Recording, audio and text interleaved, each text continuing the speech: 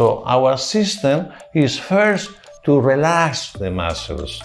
We can use some electrostimulation, we can use some substances we infiltrate, we inject in the muscle with this very tiny, non-painful needles. We can use some electric devices for this muscular relaxation. And also finally, I invent with a partner in Spain this system. This system is to be used in the night. This is tailored, this is customized. I have my size here, like that.